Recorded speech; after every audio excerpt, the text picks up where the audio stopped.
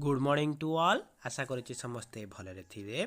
आज आपण मानक पई आज आमे नहीं आसीछु चाइल्ड डेवलपमेंट एंड पेडागोजी रो मैराथन क्लास एवं सेथिरे आमे यूनिट 3 रो सब इंपोर्टेंट क्वेश्चन को गोटी वीडियो रे आलोचना करिदेबा।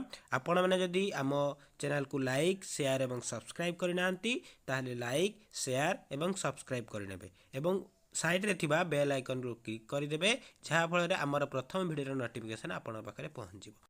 चलतु देखा प्रथम प्रश्न अंतर्निवेशी शिक्षार अर्थ कौन से पचारि अंतर्निवेशी शिक्षार अर्थ कौन देला प्रथम ऑप्शन भिन्नक्षम शिक्षार्थी शिक्षण सुजोग भिन्नक्षम शिक्षार्थी जोटा शिक्षण सुजोग से केवल अंतर्निवेशी शिक्षार अर्थ हो न था से स्वतंत्र शिक्षा भी हो पारे समन्वय शिक्षा भी हो पारे बुझिपारे।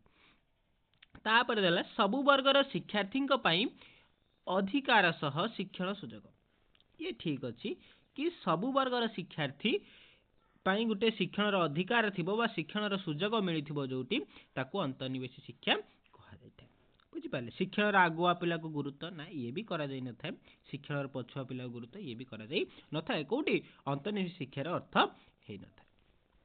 परवर्ती प्रश्न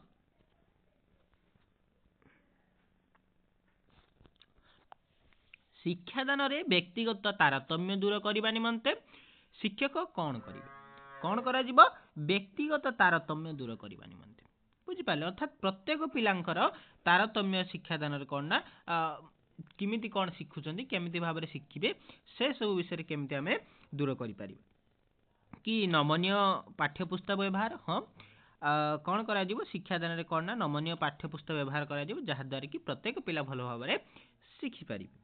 मंथर शिक्षार्थी मानक उपरे स्वतंत्र दृष्टि हाँ जे मैंने टिके मंथर थे से जदि स्वतंत्र दृष्टि दिज्व से भल टिके आग को बढ़ी पारे। शिक्षा मंथर शिक्षार्थी मान निज सहर में शिक्षण निमंते सुविधा सुजोग देवा ओके ये भी ठीक अच्छी शिक्षक कौन करें ना मंथर शिक्षार्थी मानक हार में शिक्षण दे पारे सेमानकर गति जे जी स्पीड रे शिखि पारे जो परिमाण शिखि पारे से परिमाण शिक्षादान दिज्व ओके तीनटा जाक ठीक अच्छी। तो ऑप्शन डी उपरोक्त समस्त। परवर्ती प्रश्न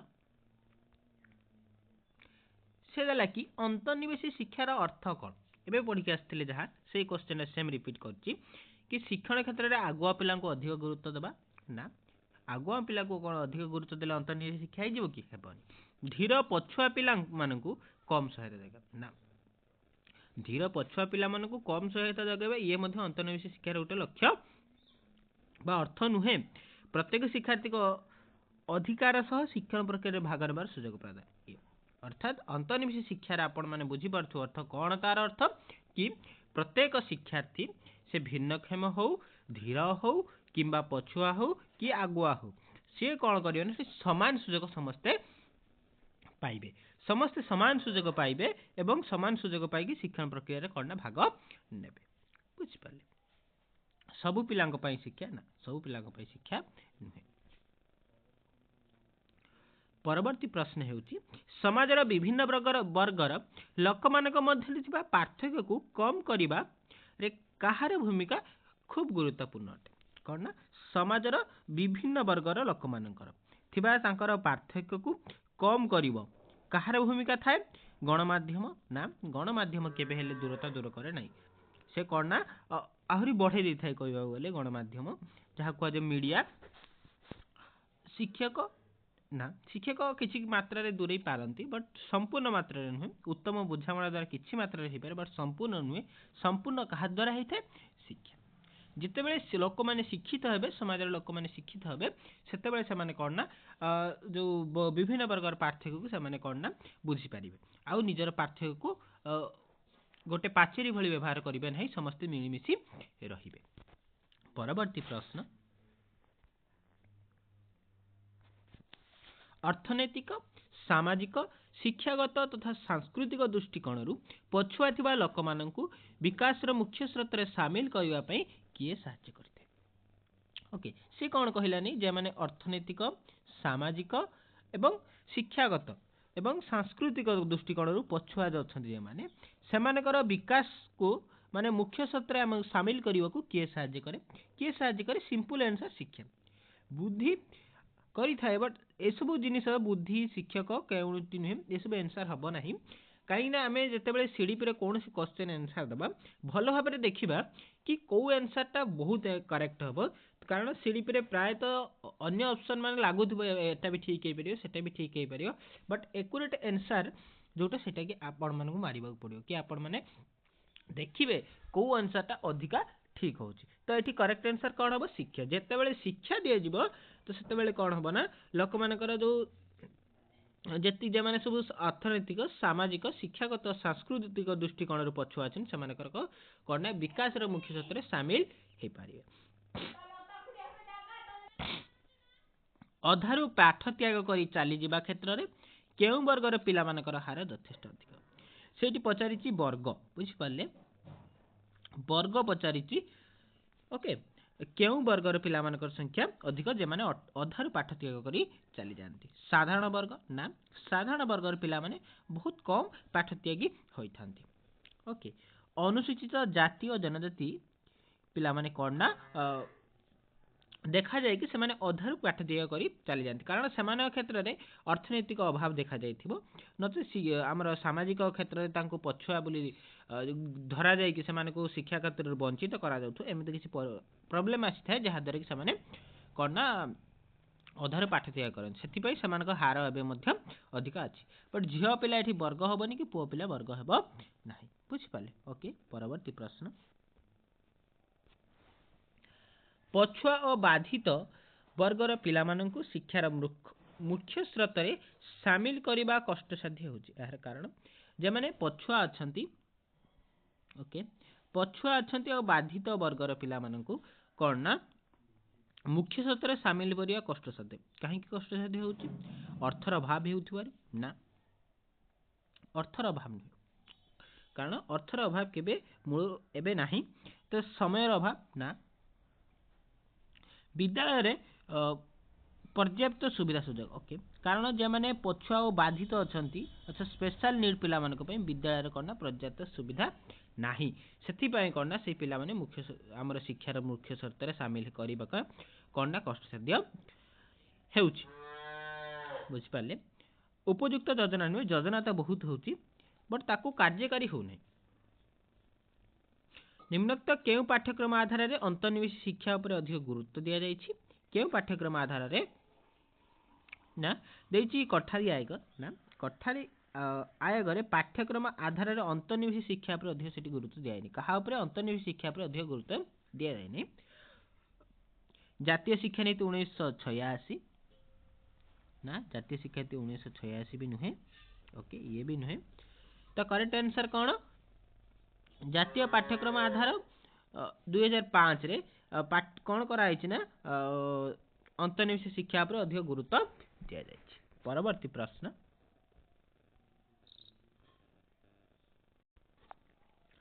अंतर्निवेशी शिक्षा को बुझिबारे किए सहाय्य करिथाय अंतर्निवेशी शिक्षा को बुझिबारे किए सहाय्य करथाय समन्वित शिक्षा ना नारी शिक्षा ना मुक्त शिक्षा ना सार्वजनिक शिक्षा कहा को बुझिबा को अंतर्निवेशी शिक्षा को बुझिबा गले हमु कोन ना प्रथमे समन्वित शिक्षा को बुझिबा समन्वित शिक्षा कौन समन्वित शिक्षा भली ही अंतर्निवेशी शिक्षा बुझ पाले पण समान नुहे बट सही भली कारण जतले आमे समन्वित शिक्षा को बुझिबा तापर अंतर्निवेशी शिक्षा को आमे बुझी पारिबा भिन्नक्षम पिला माने को पाठ पढिबार वंचित करिबारे निम्नोक्त मध्यरु केउंटी दायी नुहे से कहे भिन्नक्षम पिला माने को जो पाठ्यक्रम रु वंचित करिबारे कोटा दायी नुहे कोटा दायी बोली पचानी कोटा दायी नुहे असूया मनोवृत्ति मनोवृत्ति असूया मनोवृत्ति करना दायी होता है कारण जिते आम खराब मनोवृत्ति आनती से समस्ते समाज भिन्नक्षम पिला समस्ते घृणा दृष्टि देखती भल पाती ना तो से कौन पाठ पढ़ार वंचित थाए सकारात्मक मनोवृत्ति आणले ये केभे करना दायी नुहे पढ़ाई वंचित पिला दायी कर नहीं कारण से उल्टी से कौन पढ़ा को आग को नब अक्षमता प्रति खराब दृष्टिभंगी ये हेब ना आंसर ओके नेक्स्ट देला आपणकर उत्तम शिक्षण उपकरण विकसित ना ये भी ठीक अच्छे यही सब जिनस कौन ना तीन देती ए सी आउ डी एमाने होचंदी कौन ना भिन्नक्षम पिला मानको पाठ पढ़िया वंचित करिवार दायी बुझिपारे कोटा दायी नुहे सकारात्मक मनोभाव बुझिपारे करेक्ट आंसर ऑप्शन बी। परवर्ती प्रश्न केबे भिन्नक्षम पिला मानक शिक्षा पाई विभिन्न व्यवस्था करागला केबे करागला विंश शताब्दी रे ना अष्टादश शताब्दी रे ना ऊनविंश शताब्दी आरंभ रे कौन ना यही सब कथा करा जायथिला कि भिन्नक्षम पिला मानक शिक्षा पे विभिन्न व्यवस्था करागला 1884 मसीह रे केउठारे श्रवण बाधित पिलांक पई स्वतंत्र विद्यालय स्थापित होइथिला केउठारे स्थापित होइथिला ना मुंबई ठारे स्थापित होइथिला ओके। परवर्ती प्रश्न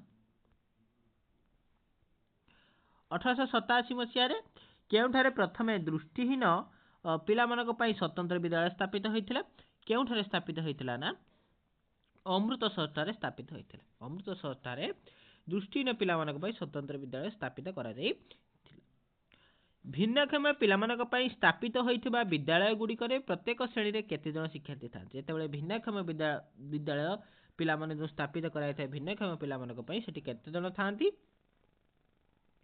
सेठी हमर जेतेबेले हमर सेटा भिन्नक्षम स्पेशली भिन्नक्षम पई मानक पई हेइ थाए ताले सेठी कोन थांती ना 10 रु 12 जन थांती प्रत्येक श्रेणी रे शिक्षार्थी बुझिपारे जेतेबेले सेटा समन्वित हो जाए सेतेबेले कोन ना 8 रु 10 जन हो जाए ओके।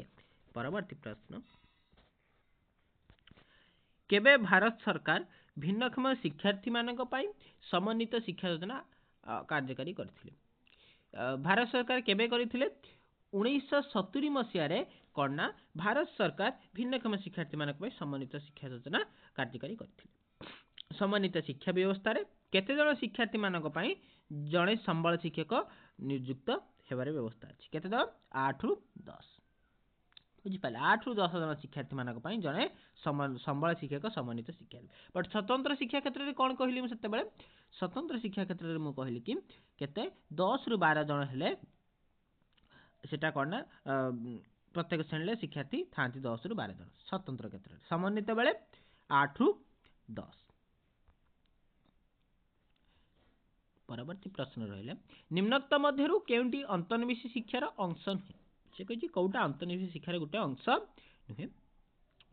नुहे पचारती भल भारे मन रखिबे अंश नुहे अंश कहिथिले गुटा कथा हेइ थांता तो अक्षमता को सामाजिक दायित्व रूपे आपणाइबा होची गुटे अंश नाही देइची तो एटा होची प्रथम आंसर हमें पाइले देखिए परवर्ती ऑप्शन ओरु देखिबा भिन्नता को ग्रहण करिबा ओके ये होची गुटे अंश ओके तो हबनी आंसर मानविक अधिकार को जानी ताको कार्य देखाइबा ये भी गुटे अंश कटकणा रखी पिला मानकर आवश्यकता अनुसार समायोजन करिबा ये गुटे अंश तो अक्षमता को सामाजिक दायित्व रूपे आपणाइबा नाही ये गुटे अंश नुहे आपणाइबा हेले गुटे अंश होई थांता कर्ण अंतर्निवेशी शिक्षा। परवर्ती प्रश्न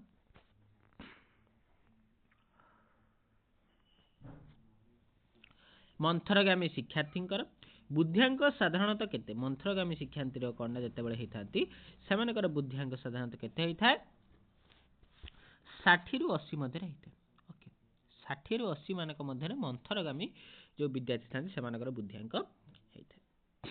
स्वतंत्र आवश्यकता विशिष्ट शिक्षार्थी की जे शारीरिक मानसिक दृष्टिकोण रु निज सहपाठी ठारू भिन्न ओके ये भी ठीक अच्छी ये ठीक अच्छी तो तापर देला आवेगिक और सामाजिक दृष्टिकोण रु अन्य सहपाठी ठारू भिन्न ये भी ठीक अच्छी शैक्षिक दृष्टिकोण रु निज सहपाठी ठारू भिन्न ये भी ठीक अच्छी तो करेक्ट आंसर उपरोक्त समस्त। परवर्ती प्रश्न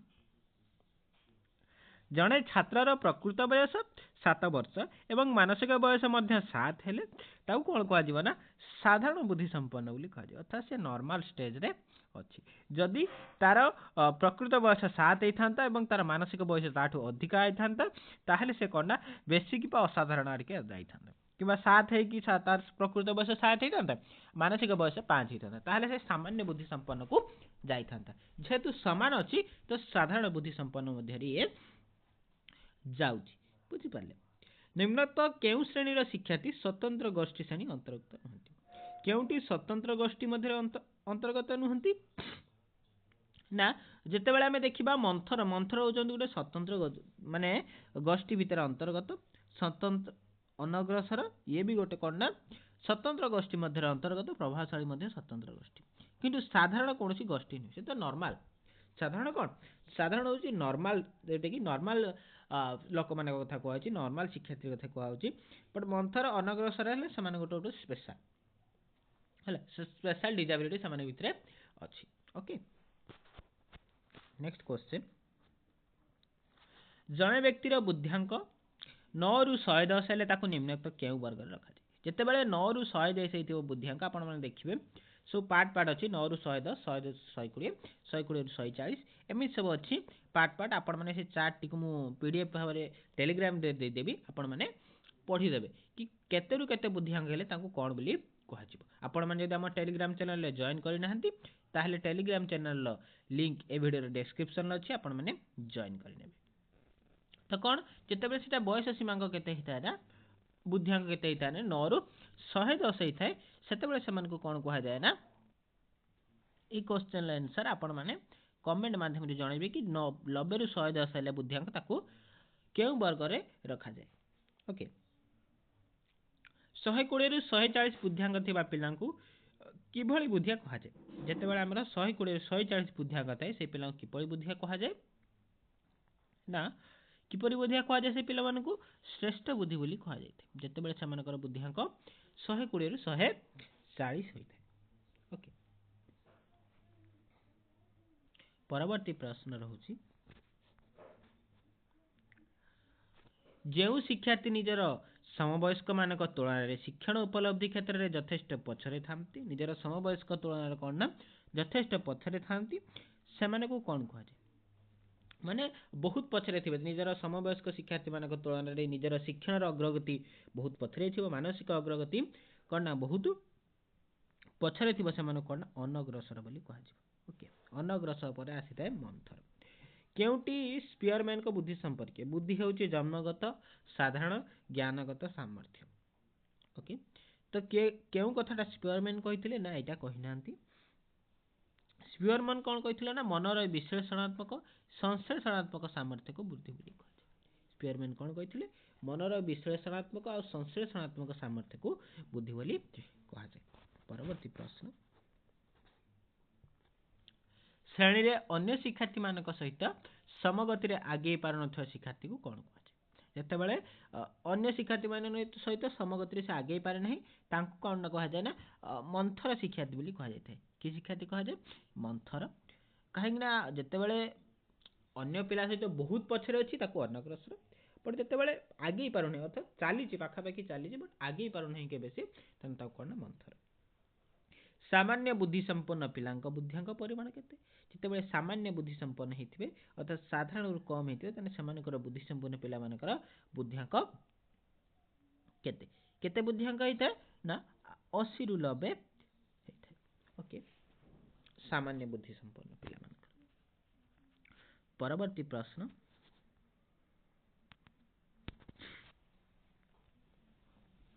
ନିମ୍ନଲିଖିତ ଗୁଡ଼ିକ ମଧ୍ୟରୁ କେଉଁଟି ଅନଗ୍ରସର ଶିକ୍ଷାର୍ଥୀଙ୍କର ଲକ୍ଷଣ ନୁହେଁ?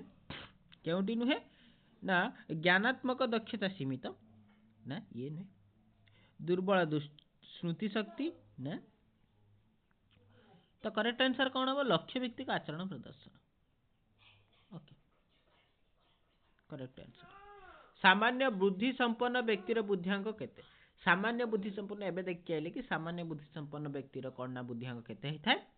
ନା 80 ରୁ 90 ହେଇଥାଏ। ସାଧାରଣ କ'ଣ ହେଇଥିବ? 90 ରୁ 110। ଓକେ, ପରବର୍ତ୍ତୀ ପ୍ରଶ୍ନ,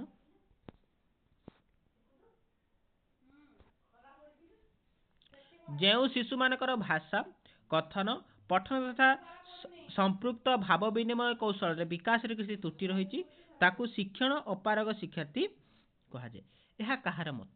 ଏହା କାହାର ମତ?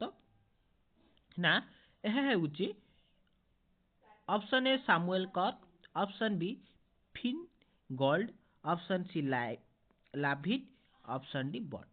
तो करेक्ट आंसर एठी होची आपण मानकर ऑप्शन ए सामुएल कर्क।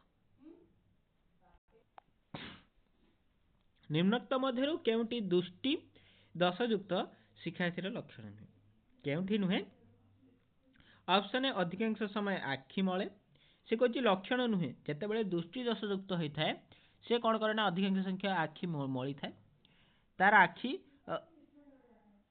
पुस्तक को निकट रे धरी पढ़े ओके तापर देछि आखि लाल मध्ये देखा जाए तो से कहिछि कि शेष ऑप्शन देला मौखिक आदेश बुझे नै मौखिक आदेश बुझिया पे दृष्टि दशयुक्त कोनोसी आवश्यकता नुहे कारण मौखिक आदेश जे बुझु नाही ता अर्थ से दृष्टियुक्त नुहे से होछि कोन ना श्रवण बाधित बोली कहा जाय थाय ओके परवर्ती प्रश्न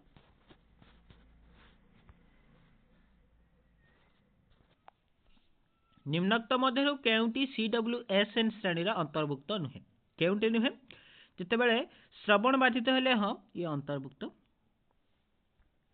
ओके मानसिक स्वास्थ्यता ना दृष्टिहीनता ना चलन अक्षमता तो कोटा हबो मानसिक असुस्थता हेले सेटा कोन अंतर्भुक्त हबो मानसिक सुस्थता केबे हेले अंतर्भुक्त हेबो नाही तापरे देला प्रश्न 1999 मसिया रे जातीय स्ट्रट अधिनियम रे केते प्रकार अक्षमता दर्शाई से समय केतेटा अक्षमता थिला जेतेबेले 1999 मसिया रे नैथिला अक्षमता को से समय से कोन करथिला ना चारिटी अक्षमता नैथिले पूर्वरु केते थिला जेहेतु पूर्वरु हमर 8टी थिला ये नैथिले चारिटी 12टी होबा था बट कोन हेथिला ना गोटे कॉमन नैथिला मानसिक अनग्रसर तो सेही गोटे कॉमन को नेकी तो सेतेबेले कोन ना 11टी जो हमर अक्षमता देखा जायथिला मैं 10 जाई परवर्ती प्रश्न रही है केबे साल मकान ठारे स्वतंत्र आवश्यकता शिक्षा पाई विश्व सम्मेलन आयोजन करागला बुझला केबे करा जायथिला ना केबे करा जायथिला 1992 ना 1995 ना 1098 ना 1994 ता करेक्ट आंसर कोन सटीक उत्तर ऑप्शन डी 1994 रे करा ओके दृष्टिबाधित पिलामानक पई केउ प्रकार पुस्तक सुविधा करा जायथिला जेतेबेले दृष्टिबाधित पिलामानक पई केउ पुस्तक करा जायथाय ब्रेली पुस्तक ओके तो करेक्ट आंसर फास्ट दे दीजिए ब्रेली पुस्तक अन्य कोनोसी पुस्तक जे माने से माने दृष्टिबाधित पिला चित्रित पुस्तक देखि परिबेनी गल्प पुस्तक मध्ये तांको देखा जीव नाही तो केउठी नुहे तो केबे हेले हबो नाही कारण देछि ब्रेली सेठी हमर ब्रेली पुस्तक ऑप्शन रे देछि परवर्ती प्रश्न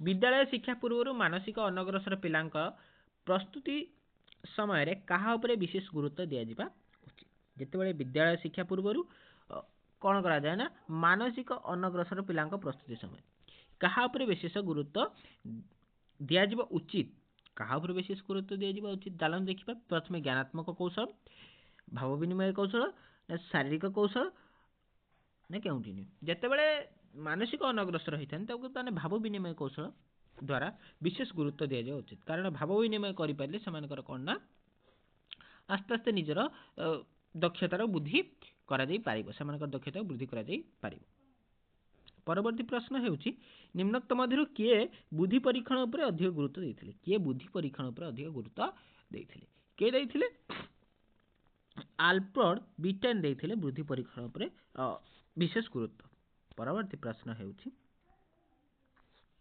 प्रतिभाशाली शिक्षार्थी परिमाण केते जे प्रतिभाशाली शिक्षार्थी थांती सेमानकर परिमाण केते रु केते शतकड़ा हेते ना 3 रु 6 शतकड़ा ना 3 रु 5 शतकड़ा ना 2 रु 4 शतकड़ा ना 3 रु 4 शतकड़ा तो करेक्ट आंसर कौन करेक्ट आंसर होची 3 रु 5 शतकड़ा हेते तो प्रतिभाशाली शिक्षार्थी 100 रु प्रतिभाशाली शिक्षार्थी केते थान 3 रु 5 शतकड़ा अर्थात 3 रु 5 जन 100 रु थांती प्रतिभाशाली शिक्षार्थी बुद्धिंक केते हेते जेतेबेले कोनोसी शिक्षार्थी प्रतिभाशाली होइथांती गोटे श्रेणी रे किबा 100 रु पिला माने होय 3 रु 5 जन सेमानकर बुद्धिंक साधारणतः केते हेते ना 135 ऊर्ध्व होइथे बुझि पाले 135 रु ऊर्ध्व सेमानकर बुद्धिंक होइथे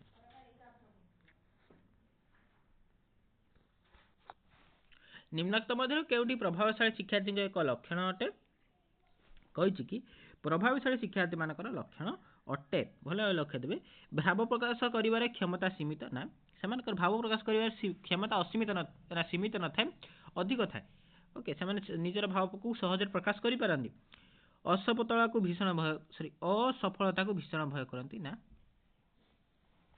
केवल से असफलता को कौन भय करती नहीं बुझिपारे से कौन थाए ना आउ कौन देती एक लक्षण अटे से पचारि तो देला वास्तव वस्तु उपर अधिक निर्भर ना से वास्तव वस्तु उपर केवल निर्भर करती अवास्तव वस्तु उपर निर्भर करती तो विश्लेषण दक्षता अधिक थाए से कौन ना प्रथम ये जार विश्लेषण दक्षता अधिक से प्रभावशाली बोली आम प्रथम जापर बुझिपारे यहाँ गोटे तार लक्षण कि से पिलाटी सब जगह विश्लेषण कर सब कथा को विश्लेषण कर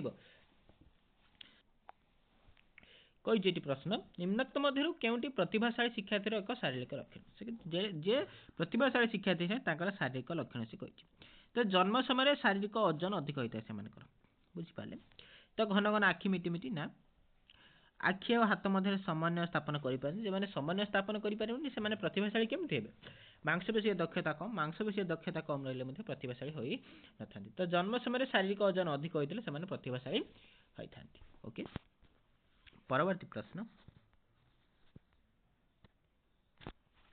प्रतिभाशाली शिक्षार्थी मानकर बुद्धिर स्तर निर्णय करने निमंते केउ बुद्धि परीक्षण कराए स्टैनफोर्ड बिने बुद्धि परीक्षण ना वेस्लर बुद्धि परीक्षण ना प्रोग्रेसिव मैट्रिक्सेस बुद्धि परीक्षण ना उपरोक्त तीनोटी जाक तो आपण माने देखिए स्टैनफोर्ड बिने बुद्धि परीक्षण कराए ओके वेस्लर बुद्धि परीक्षण कराए प्रोग्रेसिव मैट्रिसेस बुद्धि परीक्षण कराए तो उपरोक्त तीनोटी जाक हूँ करेक्ट आंसर परवर्ती प्रश्न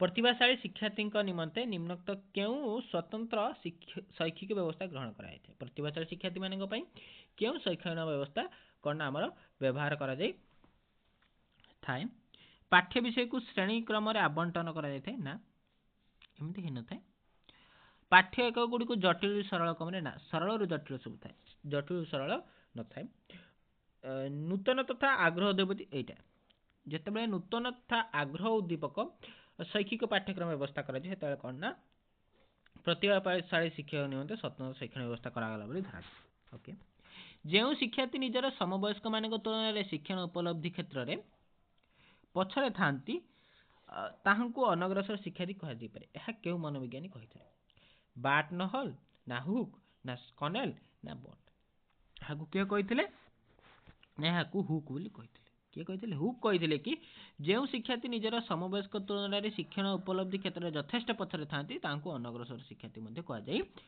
यथेष्ट पछरे थिले अनग्रसर आ जस्ट पछरे थिले कौन ना कौन कहुए आपन जनइबे टिके पछरे थिले पिला मानकु कौन कहुए परवर्ती प्रश्न साधारण भाव में जो पिला शैक्षिक उपलब्धि स्तर से स्वाभाविक क्षमता अनुपात कम से अनग्रसर शिक्षार्थी कहुपे यह क्यों मनोवैज्ञानिक मत यह क्यों मनोवैज्ञानिक मत सॉरी एटा देखिले आंसर पर कौन हुक परवर्ती प्रश्न देखिबा बट को मतरे अनग्रसर शिक्षार्थी पाठ्य विषय उपलब्धांक केते जेतेबेले अनग्रसर शिक्षार्थी होती से पाठ्य विषय उपलब्धांक बा केते मार्क तांकर थाए केते से पाठ विषय जानी थांती ओके 75 रु कम ना 70 रु कम ना 80 रु कम ना 85 रु कम तो कौन होता है से उपलब्धांक ना 85 रु कम होता है से ओके परवर्ती प्रश्न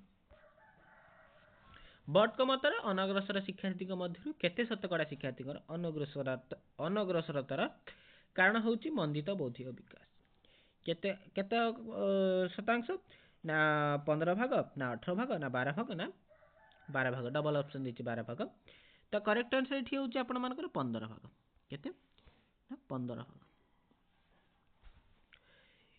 हीनमान्यता अधिमान्यता शिक्षक एवं विषय प्रति नकारात्मक मनोभाव वाली लक्षण अनग्रसर शिक्षार्थी मानकर क्यों व्यक्तिगत कारण अंश अटे क्यों व्यक्तिगत कारण अंश अटी ना त्रुटियुक्त आवेगिक विकास तांकर आवेगिक विकास त्रुटियुक्त होइतबा जे से हीनमानता आसी थाए अधिमान्यता आसी थाए तो शिक्षक विषय प्रति नकारात्मक मध्य भाव आसिଥାଏ। परवर्ती प्रश्न, निम्नोक्त मध्यरु केउं उक्तिटी मंदित बौद्धिक विकास स्तर सह निमित्त? तो मंदित विकास स्तर सह हेले कौन हबो? ए हीनमनता, अध्यमानता, नकारात्मक मनोभाव, ना शारीरिक दुर्बलता, मांसपेशी और शारीरिक अक्षमता, ना युक्तियुक्त चिंता, युक्ति शक्ति, चिंता शक्ति, कल्पना शक्ति, पर्यवेक्षण क्षमता इतर उपयुक्त विकास? तो केउठी नहीं।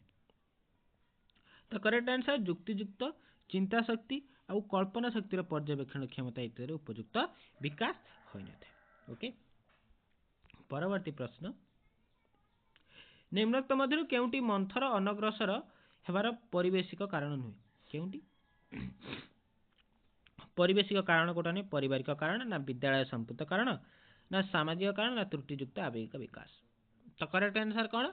आपण मैंने जानते कि त्रुटियुक्त आवेगिक विकास देखा जाए से कौन ना मंथर अनग्रसर पिला ही थांती। ओके, तो से परिवेशगत नहीं, परिवेशगत हेले से पारिवारिक हो, परिवेश परिवार, विद्यालय, सामाजिक रोचे। बुझिपारे, यही कारण मध्य थाए अनग्रसर हेबार, बट एटा होची परिवेशगत कारण, से कहछि नुहे जेतु त्रुटियुक्त आवेगिक विकास हेबो करेक्ट आंसर।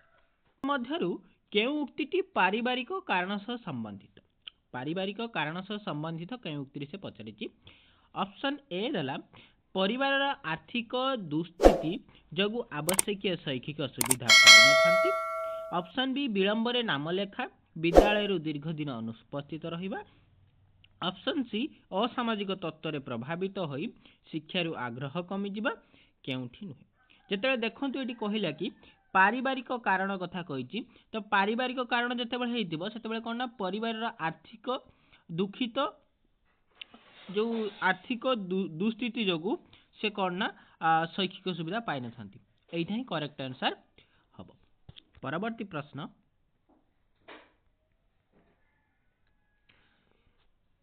अनग्रसर शिक्षार्थी ठारे निम्नोक्त केउ लक्षणटी परिप्रकाश होइथाय? जो शिक्षार्थी मानकर अनग्रसर थांती सेमानक ठारे कोउ लक्षणटी परिप्रकाश होइथाय? ऑप्शन ए देला निजर भावना को सफलतार सह भाषा प्रकाश करने को अक्षम, सम्मानजनक वृत्ति निमंते उच्चाभिलाष। ऑप्शन सी लक्ष्य भित्तिक आचरण प्रदर्शन। ऑप्शन डी विश्लेषण क्षमता प्रदर्शन। सी कही जिते अनग्रसर शिक्षार्थी से केवल विश्लेषण क्षमता नथिबो, सेमाने गोटे लक्ष्य भित्तिक आचरण करुनथिबे, सम्मानजनक वृत्ति निमंते उच्चाभिलाषी हेइ नथिबे। सेमाने कोन करथिबे? सबले निजर भावना को सफलतार सह भाषा प्रकाश करने को अक्षम होथिबे। बुझिपारे, निजर भावना को कौन केमिति प्रकाश करेंगे सहीटा करने से अक्षम हेउथिबे। बुझिपारे, यह हूँ गोटे लक्षण अनग्रसर शिक्षार्थी मान क्षेत्र में। तो करेक्ट आंसर कौन जानीपारे आपण मैंने? करेक्ट आंसर ऑप्शन ए निजर भावना को सफलतार सह भाषा प्रकाश करने को अक्षम। परवर्ती प्रश्न,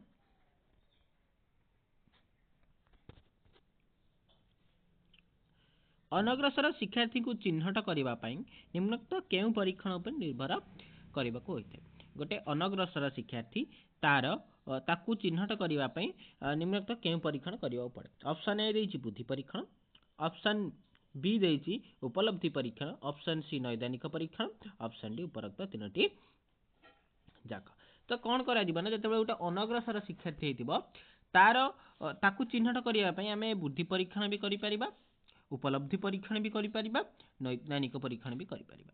तो करेक्ट आंसर उपरोक्त समस्त। परवर्ती प्रश्न देला अध्यवसाय, संवेदनशीलता, एकाग्रता, आवेगिक स्थिरता, मानसिक दृढ़ता भली प्रलक्षण उपरे विश्लेषण निम्नोक्त केउ परीक्षण एक अंश अटे? केउ परीक्षण? ऑप्शन ए देला व्यक्तित्व, ऑप्शन बी बुद्धि परीक्षण, ऑप्शन सी नैदानिक परीक्षण, ऑप्शन डी उपलब्धि परीक्षण। देखो जितेबाला अध्यवसाय होइतिबो, संवेदनशील होइतिबो, एकाग्रता, आवेगिक स्थिरता, मानसिक दृढ़ता भली परीक्षण सेतेबेले कोन ना व्यक्तित्व परीक्षण करे जे गोटे व्यक्तिर व्यक्तित्व को परीक्षण ए सब लक्षण उपरे ध्यान देकी करा जायते। बुझि पाले? परवर्ती प्रश्न,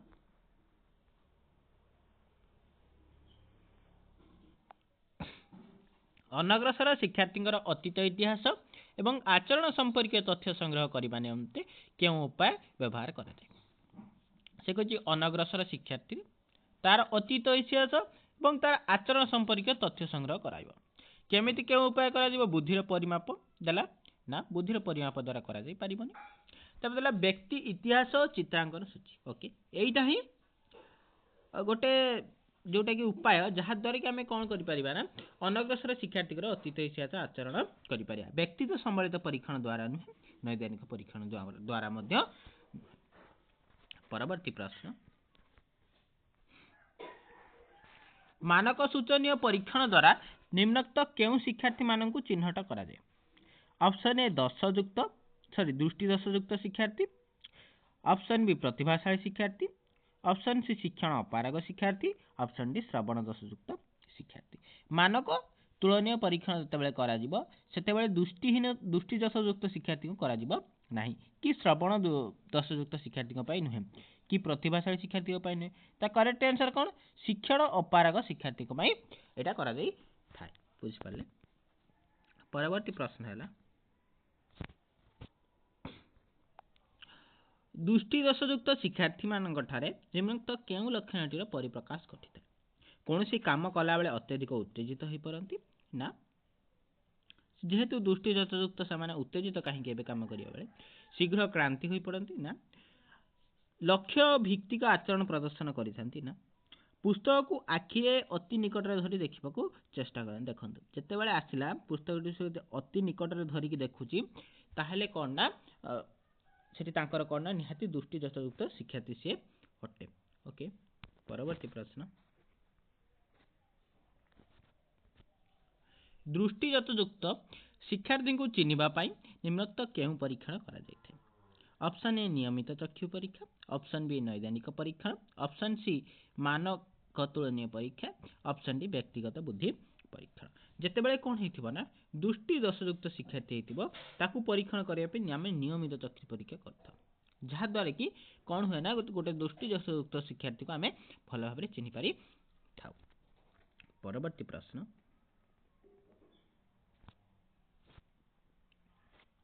दृष्टि दोष थिबा शिक्षार्थी मानक पई शिक्षक निम्नोक्त केउं स्वतंत्र व्यवस्था ग्रहण करने आवश्यक। तेला ऑप्शन ए परिभ्रमणकारी शिक्षक व्यवस्था, ऑप्शन बी शिक्षक कलापट लिखा बेले बड़ पाटे पढ़ा आवश्यक, ऑप्शन सी संबल गृह, ऑप्शन डी उन्नत परीक्षा पद्धति। से कही जो दृष्टिहीन शिक्षार्थी होते शिक्षक कौन स्वतंत्र व्यवस्था ग्रहण करेंगे कौन करेंगे कि जितेबाला शिक्षक कलापटे लिखुवे से सी बड़ पाटे पढ़े ताहले दृष्टिहीन शिक्षार्थी सबुठ बड़ उपयोगी हे। तो करेक्ट आंसर ऑप्शन बी हे। अन्य समस्त हम बट सबुठ अधिका हम कि शिक्षक जिते कलापटार लिखे क्लासरूम में लिखुवे से बड़ पाटे कहे ताहले से शिक्षार्थी शिक्षण में अग्रगति निहाती भाव में हम जिते दृष्टि दोष थिबा शिक्षार्थी होइथिबो। ओके निम्नोक्त केउं कारण जोगु शिक्षार्थी श्रवण दोषयुक्त होता है। केउं कारण जोगु होता है गर्भावस्था माँ उपयुक्त जीवसार खाद्य खाइबा न पाइले, ऑप्शन बी त्रुटियुक्त औषध सेवन, ऑप्शन सी गर्भधारण समय माँ कौन भयंकर रोगाग्रस्त हेले, ऑप्शन सी गर्भावस्था लौहसार युक्त खाद्य न खाइले। तो सठिक उत्तर कौन हम ना गर्भधारण समय माँ कौन भयंकर रोगाग्रस्त होते जिते गर्भधारण करेंगे माँ कौन भयंकर रोगग्रस्त होते ताहले कौन ना शिक्षार्थी श्रवण दोषयुक्त होइथिबे। ओके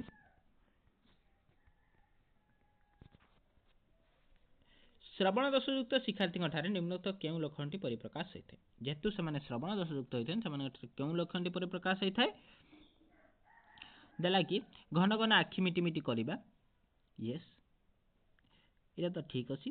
देन देखा जिनपतर मनीष को बारंबार झुंटा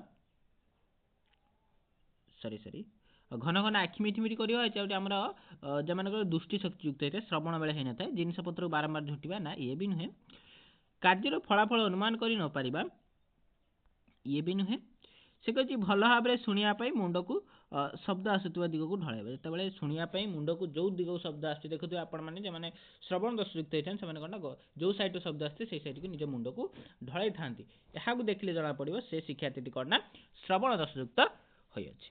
ओके श्रवण दोषयुक्त शिक्षार्थी निमंते निम्नोक्त केउं स्वतंत्र व्यवस्था ग्रहण करिबा। श्रवण संबंधी प्रशिक्षण, उपयुक्त सहपाठी कार्य व्यवस्था, सी भ्रमणकारी नियुक्ति, डी श्रेणीकक्ष पर्यवेक्षण। तो कौन कर देखु ଯେତେବେଳେ ଆମର ଶ୍ରବଣ ଦୋଷଯୁକ୍ତ ଶିକ୍ଷାର୍ଥୀ ହେଇଥିବ ତା ପାଇଁ ଆମେ କୋଉ ସ୍ୱତନ୍ତ୍ର ବ୍ୟବସ୍ଥା ବ୍ୟବହାର କରିବା ନା ଶ୍ରବଣ ସମ୍ପର୍କୀୟ ଯୋଉ ଆମର ପ୍ରଶିକ୍ଷଣ ଆମେ ଦେଇପାରିବା। ଓକେ,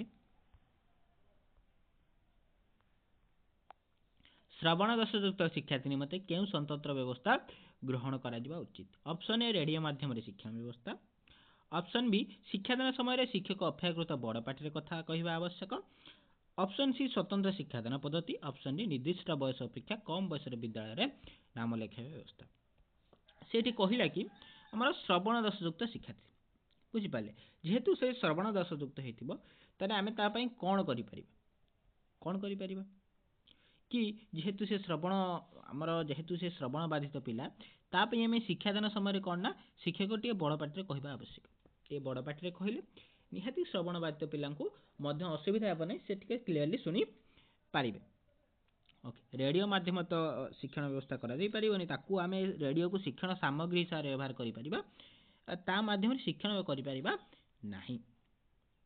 କିନ୍ତୁ ଶିକ୍ଷାଦାନ ସମୟରେ ଯଦି ଶିକ୍ଷକ ଅପେକ୍ଷାକୃତ ବଡ଼ ପାଟିରେ କହିବେ ତାହେଲେ ଶ୍ରବଣ ଦୋଷଯୁକ୍ତ ଶିକ୍ଷାର୍ଥୀ ନିହାତି ତା ପାଇଁ ଏଇଟା ଗୋଟେ ସ୍ୱତନ୍ତ୍ର ବ୍ୟବସ୍ଥା ହେବ।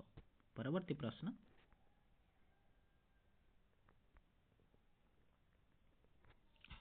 ଶ୍ରବଣ ଦୋଷଯୁକ୍ତ ଶିକ୍ଷାର୍ଥୀଙ୍କ ନିମନ୍ତେ ଶିକ୍ଷକ ଶ୍ରେଣୀରେ ନିମ୍ନୋକ୍ତ କେଉଁ ବ୍ୟବସ୍ଥା ଗ୍ରହଣ କରିବା ଅଧିକ ସଫଳ ହୋଇଥାଏ?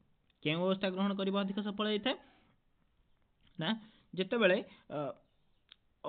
ଅଭିବର୍ଦ୍ଧିତ କାଚ ଥିବା ଚଷମା ବ୍ୟବହାର କରନ୍ତି, ନା ରେଡ଼ିଓ ମାଧ୍ୟମରେ ଶିକ୍ଷଣ ବ୍ୟବସ୍ଥା, ନା ଅଧିକ ଦୃଶ୍ୟ ଉପକରଣର ବ୍ୟବହାର, ନା ନୂତନ ତଥା ଆଗ୍ରହୋଦ୍ଦୀପକ ଐଚ୍ଛିକ ପାଠ୍ୟକ୍ରମର ବ୍ୟବହାର। ସେତେବେଳେ କ'ଣ କରିବା ନା ଯେତେବେଳେ ଆମର ଶ୍ରବଣ ଦୋଷଯୁକ୍ତ ଶିକ୍ଷାର୍ଥୀ ଗୋଟେ ହେଇଥିବ ତା ପାଇଁ ଶ୍ରେଣୀଗୃହରେ କେଉଁ ବ୍ୟବସ୍ଥା କରାଯିବ? ସାଧାରଣତଃ କୁହାଯିବ କି ଅଧିକ ଦୃଶ୍ୟ ଉପକରଣ ବ୍ୟବହାର କଲେ ଭଲ ହେବ, କାହିଁକିନା ଯେହେତୁ ସେ ଶ୍ରବଣ ଦୋଷଯୁକ୍ତ ହେଇଥାଏ ତାହେଲେ କାଚ ଚଷମାର ବ୍ୟବହାର କୌଣସି ଦରକାର ନଥାଏ, ରେଡ଼ିଓ ମାଧ୍ୟମରେ ଶିକ୍ଷଣ ଆବଶ୍ୟକ ନାହିଁ, କି ନୂତନ ତଥା ଆଗ୍ରହ ଉଦ୍ଦୀପକ ଐଚ୍ଛିକ ପାଠ୍ୟକ୍ରମ ବ୍ୟବସ୍ଥା କିଛି ଆବଶ୍ୟକ ନାହିଁ। ଯଦି ଅଧିକ ଦୃଶ୍ୟ ଉପକରଣ ବ୍ୟବହାର କରିକି ଶିକ୍ଷଣଟା କରାଯିବ ତାହେଲେ କ'ଣ ନା ଶ୍ରବଣ ଦୋଷଯୁକ୍ତ ଶିକ୍ଷାର୍ଥୀର ଭଲ ହେବ। ରହିଲା ପରବର୍ତ୍ତୀ ପ୍ରଶ୍ନ, ନିମ୍ନୋକ୍ତ ମଧ୍ୟରୁ କେଉଁଟି ଶାରୀରିକ ବିକଳାଙ୍ଗ ଶିକ୍ଷାର୍ଥୀଙ୍କର ଏକ ଲକ୍ଷଣ ଅଟେ? ଶାରୀରିକ ବିକଳାଙ୍ଗ, ତାହେଲେ ଅପସନ୍ ଏ ବହୁ ସମୟରେ କାନ କୁଣ୍ଡାଇଥାନ୍ତି, ଅପସନ୍ ବି ଅନେକ ସମୟରେ ବକ୍ର ଦୃଷ୍ଟିରେ ଚାହାନ୍ତି, ଅପସନ୍ ସି ଅଲଟା ଅକ୍ଷର ଶବ୍ଦକୁ ପଢ଼ନ୍ତି ବା ଲେଖନ୍ତି, ବସିବା ଉଠିବା ଚାଲିବା ବେଳେ କଷ୍ଟ ଅନୁଭବ କରନ୍ତି। ଦେଖନ୍ତୁ କରେକ୍ଟ ଆନ୍ସର ହେଉଛି ଯେହେତୁ ସେ କହିଛି ଶାରୀରିକ ବିକଳାଙ୍ଗ, ସେଥିପାଇଁ କ'ଣ ହେବ ଯେତେବେଳେ ବସିବା ଉଠିବା ଲେଖିବା ଚାଲିଲା ବେଳେ ସେମାନେ କଷ୍ଟ ଅନୁଭବ କଲେ ତାହେଲେ ତାକୁ କ'ଣ ନା ଶାରୀରିକ ବିକଳାଙ୍ଗ ଶିକ୍ଷାର୍ଥୀ ବୋଲି କୁହାଯିବ। ବୁଝିପାରିଲେ? ପରବର୍ତ୍ତୀ ପ୍ରଶ୍ନ,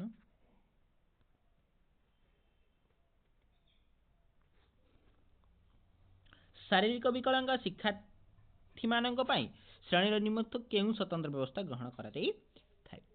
ସେ କହିଲା ଏଠି ଶାରୀରିକ ବିକଳାଙ୍ଗ ଶିକ୍ଷାର୍ଥୀମାନଙ୍କ ପାଇଁ ଶ୍ରେଣୀର ନିମ୍ନୋକ୍ତ କେଉଁ ସ୍ୱତନ୍ତ୍ର ବ୍ୟବସ୍ଥା ଗୋଟେ ଗ୍ରହଣ କରାଯାଇଛି? ଚାଲନ୍ତୁ ଦେଖିବା। କୁଜା ପିଲାଟି ବସିବା ପାଇଁ ସ୍ୱତନ୍ତ୍ର ଚୌକିର ବ୍ୟବସ୍ଥା, ଅପସନ୍ ବି ଦେଲା ସ୍ୱତନ୍ତ୍ର ଯନ୍ତ୍ରର ବ୍ୟବସ୍ଥା, ଅପସନ୍ ସି ପର୍ଯ୍ୟବେକ୍ଷଣ ପାଇଁ ଯଥେଷ୍ଟ ଆଲୋକ ବ୍ୟବସ୍ଥା, ଅପସନ୍ ଡି ପିରିୟଡ଼ ମଝିରେ ମଝିରେ ବିଭିନ୍ନ ସହପାଠୀ କାର୍ଯ୍ୟକ୍ରମର ବ୍ୟବସ୍ଥା। ତ କରେକ୍ଟ ଆନ୍ସର କ'ଣ ହେବ ନା ଯେତେବେଳେ ଶାରୀରିକ ବିକଳାଙ୍ଗ ଅଛି ପିଲାଟା ତାହେଲେ ତା ପାଇଁ ସ୍ୱତନ୍ତ୍ର ବ୍ୟବସ୍ଥା କୋଉଟା ହେଇଥିବ ନା କୁଜା ପିଲାଟିଏ ବସିବା ପାଇଁ ସ୍ୱତନ୍ତ୍ର ଚୌକିର ବ୍ୟବସ୍ଥା ଗୋଟେ କରାଯାଇଥିବ। ଓକେ, ପରବର୍ତ୍ତୀ ପ୍ରଶ୍ନ,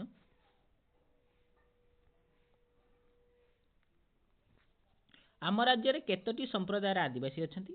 ଆମ ରାଜ୍ୟରେ 62ଟି ସମ୍ପ୍ରଦାୟର ଆଦିବାସୀ ଅଛନ୍ତି। ତାହେଲେ ନିମ୍ନୋକ୍ତ ମଧ୍ୟରୁ କେଉଁଟି ଆଦିବାସୀମାନଙ୍କର ସରଳ ଜୀବନଯାପନ ପ୍ରଣାଳୀର ଅଂଶ ନୁହେଁ? କେଉଁଟି ନୁହେଁ? ସେ ଅଂଶ ନୁହେଁ ପଚାରିଛି, ଭଲ ଭାବରେ ଲକ୍ଷ୍ୟ ଦେବେ, ସେ ଅଂଶ ନୁହେଁ ପଚାରିଛି। ଅଂଶ ହେଲେ ଅପସନ୍ ଏ ଦେଲା ଅଳ୍ପରେ ସନ୍ତୁଷ୍ଟ, ଆଡ଼ମ୍ବର ଚାକଚକ୍ୟ, ଅପସନ୍ ସି ସରଳ ଚିନ୍ତାଧାରା, ଅପସନ୍ ଡି ସରଳ ଜୀବନଯାପନ।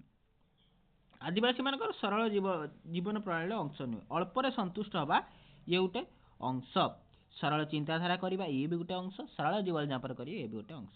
କିନ୍ତୁ ଯେତେବେଳେ ଆଡ଼ମ୍ବର ଚାକଚକ୍ୟ କଥା ଆସିବ ସେତେବେଳେ ଆଦିବାସୀମାନଙ୍କର ସରଳ ଜୀବନଯାପନ ପ୍ରଣାଳୀ ଗୋଟେ ଅଂଶ ନୁହେଁ ବୋଲି ଆମେ ନିହାତି ଭାବରେ ଭାବିପାରିବା।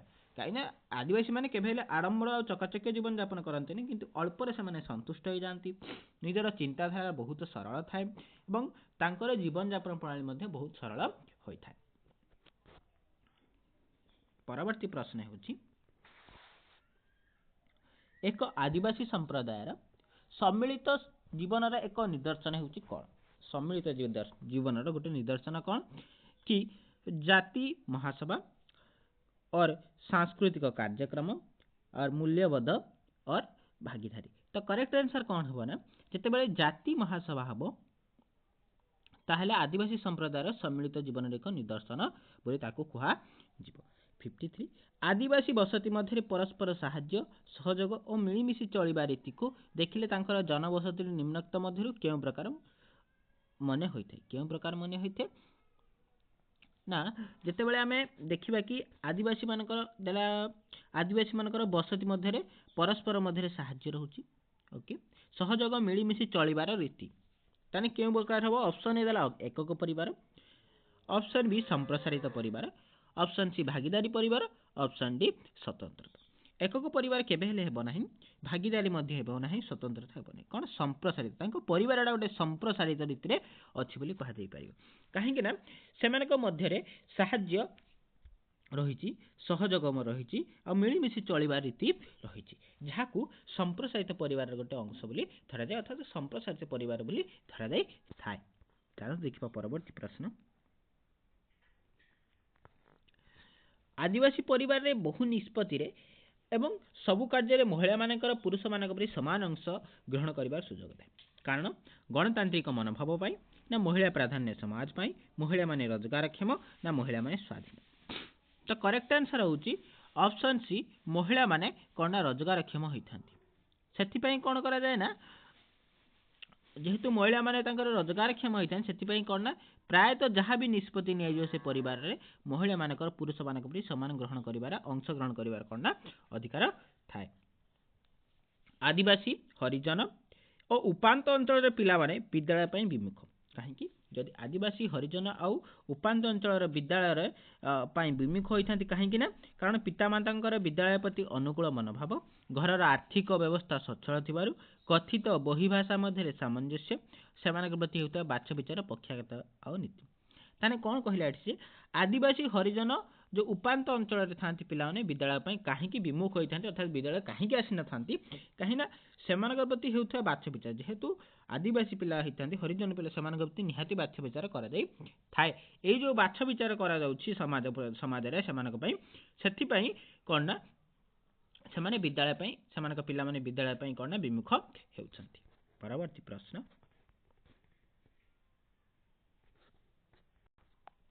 जातीय शिक्षा नीति रे शिक्षा व्यवस्थार अनुसार निम्नलिखित केउं व्यवस्थाटी ग्रहण कराई पारि नाही केउं व्यवस्थाटी से देला ऑप्शन ए वृत्ति प्रदान व्यवस्था ऑप्शन बी आदिवासी हरिजन संप्रदायर शिक्षक नियुक्ति ऑप्शन सी पाठ्यपुस्तक रे हरिजन आदिवासी उपर अपेक्षामूलक मंतव्य व्यवस्था ऑप्शन डी बही खाता पोशाक पे आर्थिक सहायता व्यवस्था। तो करेक्ट आंसर कौन हम ये आपण मानकर से कहला जातीय शिक्षा नीति रे शिक्षा व्यवस्था अनुसार कौन व्यवस्था ग्रहण करा जाई नाही कहिछि कौन व्यवस्था करा जाइथिले वृत्ति व्यवस्था प्रदान करा जाइथिले नुहे कि आदिवासी हरिजन शिक्षक नियुक्ति मध्य होइथिले आउ बही खाता पोशाक पे आर्थिक सहायता व्यवस्था कराइथिले किंतु पाठ्यपुस्तक रे हरिजन आदिवासी मानक पई जो अपेक्षामूलक मंतव्य व्यवस्था एटा करा जाई नथिले ए व्यवस्था ग्रहण करा जाई नाही से कोइ ग्रहण करा जाई नाही नाही जेहेतु option C is the correct answer option C is the correct answer okay. आदिवासी और हरिजन बस्ती रे थिबा प्राथमिक विद्यालय पाठ्यक्रम रे निम्नलिखित मध्य काହାର गुणावली स्थान पाइबा पई गुरुत्व दिया जायथे काହାର गुणवली को स्थान दिया पई गुरुत्व दिया जायथे option A Buddha option B Lakshmibai option C Ambedkar option D Nehru काହାର गुणावली। तो ये देखो जो देला आदिवासी हरिजन बस्ती कथा कहला से कौन ना आंबेडकर जो आमर गुणवली पाठ पाइबा गुरुत्व दि जाए बुझिपारे कहीं आंबेडकर जानते सी भी जड़े कौन ना आदिवासी दिले आदिवासी गोष्ठी थे तो से सॉरी हरिजन गोष्ठी थे से गुण को ये स्थान पाइबा गुरुत्व दि जाए। आदिवासी परिवार पिलाटीए परिवार पढ़ाई कौन सी प्रोत्साहन पाई न था कारण आदिवासी पिला माने प्रथम पीढ़ीर शिक्षार्थी अटंती आर्थिक अभाव आग्रहर अभाव शिक्षण पाई समयर अभाव आदिवासी परिवार पिलाटी पढ़ाई कौन सी प्रोत्साहन पाई न था कहीं पाई न था भावतु से कारण आदिवासी जिते आसी था कौन पिला ताने से प्रथम पीढ़ी होता है शिक्षार्थी ओके ताने कौन गोटे आदिवासी पिला आसिले से तांको परिवार हुए तो प्रथम पीढ़ी होइतिबो जहाँद्वारा कि पढ़ाई कौन आग्रह तांकर माने प्रोत्साहन मिली न था।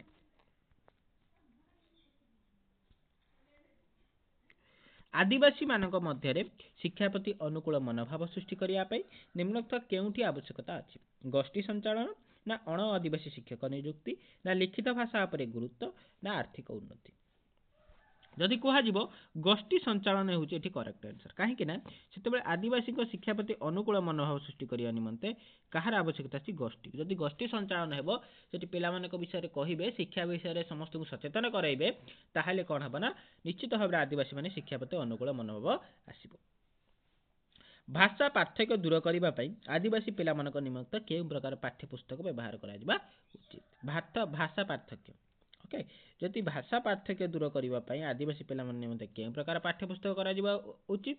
से देला सहज स्वावलंबी, चित्रित, द्विभाषी आ बहुभाषी। जदि आम ये देखा कि बहुभाषी द्विभाषी पुस्तक व्यवहार करवा ताहले कौन हम ना भाषा पार्थक्य दूरीकरण कर अर्थात निजर आदिवासी भाषा और आमर शिक्षादान जो भाषा व्यवहार करें द्विभाषी कर ओके पढ़ला बेले द्विभाषी आम करवा यदि पिला माने बुझी पारु ना द्विभाषी शिक्षक रहिबे से भल भाव बुझेबे जहाद्वारा कि द्विभाषी पाठ्यपुस्तक व्यवहार कले आमर भाषा पार्थक्य दूर हो पार। परवर्ती क्वेश्चन रोचे विद्यालय कार्यक्रम में आदिवासी पिला माने सक्रिय अंशग्रहण कर न पारिबार मुख्य कारण कौन?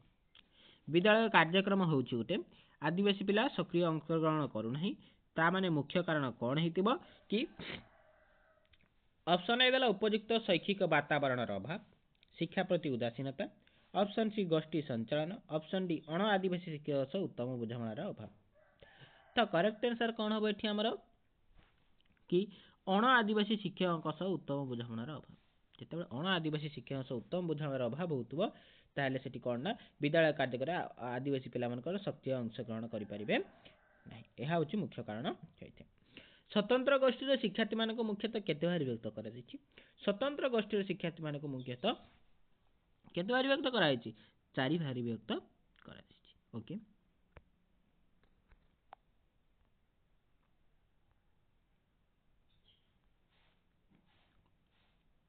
मंथर और अनग्रसर शिक्षार्थी निमंत निम्नलिखित केउ स्वतंत्र गोष्ठी शिक्षार्थी होता है? केउ स्वतंत्र गोष्ठी होता है? सामाजिक असुविधाग्रस्त, मानसिक शैक्षिक असुविधाग्रस्त, प्रतिभाशाली और शारीरिक असुविधाग्रस्त। तो करेक्ट आंसर कौन हम ना मानसिक शैक्षिक असुविधाग्रस्त जो शिक्षार्थी सी हूँ मंथर और अनग्रसर शिक्षार्थी से गोष्ठी होता है। के गोष्ठी ना मानसिक शैक्षिक असुविधाग्रस्त गोष्ठी। निम्नलिखित मध्य केउंटी सामाजिक असुविधाग्रस्त स्वतंत्र गोष्ठी शिक्षार्थी श्रेणी ताने कौन से कहछि सामाजिक असुविधाग्रस्त स्वतंत्र गोष्ठी से गोष्ठी कौ श्रेणी कौ शिक्षार्थी होता है ना श्रवण दोषयुक्त ना शिक्षण अक्षमता विशिष्ट ना असमयोजित ना बहुदोषयुक्त। तो करेक्ट आंसर कौन हम? करेक्ट आंसर हम असमयोजित शिक्षार्थी कौन होता है सामाजिक असुविधाग्रस्त स्वतंत्र गोष्ठी शिक्षार्थी होता है। ओके जातीय उपदेष्टा समिति अनुजाई शिक्षण अपारगरक शिक्षार्थी संख्या विद्यालय जाउथुवा पिलामानकर शतकड़ा केते होते? विद्यालय जाउथुवा पिलामानकर शतकड़ा केते होइथे ना 2 रु 5 होइथे ना 3 रु 4 होइथे ना 2 रु 4 होइथे ना 1 रु 3 होइथे। तो करेक्ट आंसर कौन? 1 रु 3 ऑप्शन डी 1 रु 3। शिक्षण अपारग शिक्षार्थी शब्दटी प्रथमे किए प्रयोग करथिले? किए प्रयोग करथिले? Option A Samuel Kirk, option B Gardner, option C James Trevor, option D Thomson. तो किए करथिले एटा प्रथमे व्यवहार? ऑप्शन ए होची सामुएल कर्क एई शब्दटी व्यवहार करथिले कि शिक्षण अपारग शिक्षार्थी। ओके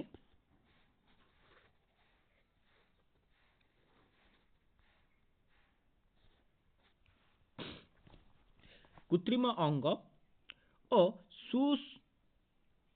सुगंधीयुक्त खाद्य खाइबा द्वारा शिशु मान शिक्षण अपारगता और अतिक्रिया परिलक्षित मान प्रकाशित होते केउ मनोवैज्ञानिक विश्वास अटे? किए कही ना कट ना फील्ड गोल्ड ना गार्डनर ना बट। तो करेक्ट आंसर ये कौन हम ना ऑप्शन बी फील्ड गोल्ड बोली ए कथाटी कही। रक्तस्रोत जदि आवश्यक परिमाण में जीवसारा संश्लेषण करने को अक्षम हुए तेब शिक्षण अपारगता सृष्टि होते यह केउ मनोवैज्ञानिक मत अटे? केउ मनोविज्ञान? ऑप्शन ए भनन ना ऑप्शन बी कगन ना ऑप्शन सी कट ना ऑप्शन डी गेज लॉस। तो करेक्ट आंसर कौन ना ऑप्शन सी कट। ओके परवर्ती प्रश्न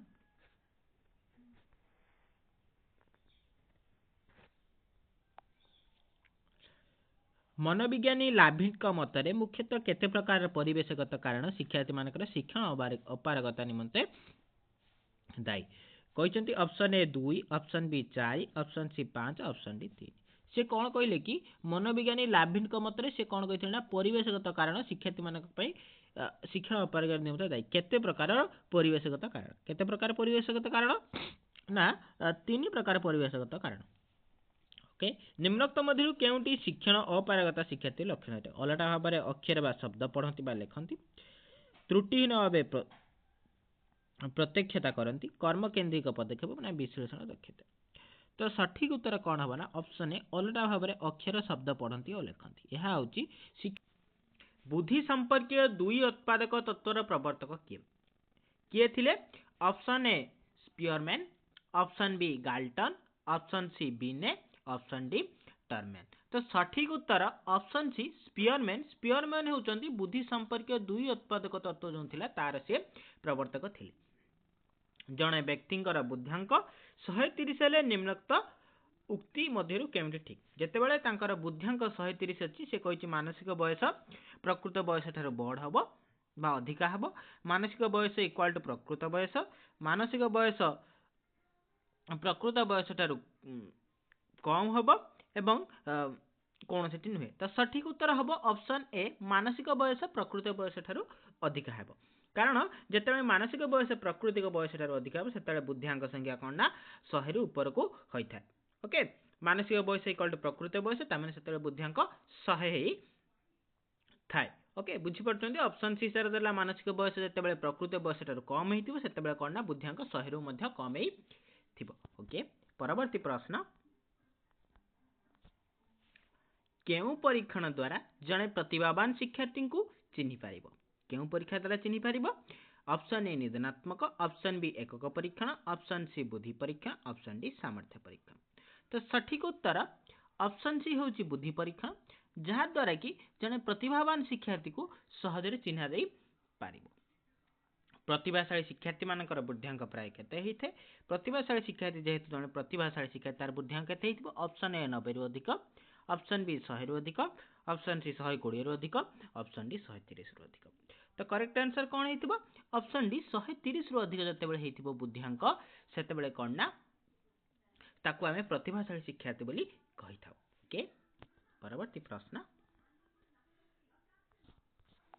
निम्नोक्त केउ पद्धति द्वारा प्रतिभाशाली शिक्षार्थी मानकु चिन्हट करा जाई पारिबो केउ पद्धति द्वारा ऑप्शन ए देला लब्ध ज्ञान परीक्षा ऑप्शन बी शिक्षादान और प्रदर्शन ऑप्शन सी वंशानुगुण ऑप्शन डी व्यक्ति विश्लेषण। तो करेक्ट आंसर कौन हम ऑप्शन डी व्यक्ति विश्लेषण आम व्यक्ति विश्लेषण प्रक्रिया द्वारा पद्धति द्वारा कौन करबा ना प्रतिभाशाली शिक्षार्थी मानकु सहजरे चिन्हट करि पारिबा। आम राज्यर शिक्षक मानक पई विभिन्न प्रकार व्यापक सेवाकालीन प्रशिक्षण व्यवस्था करथिबा संस्था कि आम राज्यर जो शिक्षक अछिन सेमानक पई गोटे सेवाकालीन प्रशिक्षण व्यवस्था अछि गोटे संस्था करूछि संस्था कौन से संस्था होची अपेपा से संस्थाटी कौन अपेपा। परवर्ती प्रश्न असाधारण बुद्धि संपूर्ण पिलांक बुद्ध्यांकर परिमाण केते असाधारण बुद्धि बुझी पारछन। तो प्रथम ऑप्शन देले 120 रु 140 140 ताठारु अधिक 110 रु 120 90 रु 110 90 रु 110 तो केबे हेबो नाही। ओके 110 रु 120 ये भी हेबो नाही। तो कौन हबो करेक्ट आंसर 140 रु अधिक। ओके 140 रु अधिक हेले कौन हबो ना सेतेबेले ताको आमे कौन कहबा असाधारण बुद्ध्यांक बोली सॉरी असाधारण बुद्धि संपूर्ण पिला बोली आमे ताको कहबा तेरे हमर कौन ना बुद्ध्यांक 140 में ताठारु अधिक होइथिबो। परवर्ती प्रश्न हेउची शिक्षक केउ शिक्षार्थी मानक आधार रे पाठ्य और सहपाठ्य कार्यक्रम संयोजन करंती केउ शिक्षार्थी मंथर नाम ऑप्शन बी अनग्रसर ऑप्शन सी प्रतिभाशाली ऑप्शन डी साधारण। शिक्षक कौन करते ना साधारण शिक्षार्थी आधार में पाठ्य और सहपाठ्य कार्यक्रम संयोजन करते शिक्षक देखते पिला मंथर ए पिला अनग्रसर कि पिला प्रतिभाशाली शिक्षक कौन देखते साधारण पिला करती से प्रत्येक पिला अंशग्रहण करती बुझिपारे। परवर्ती प्रश्न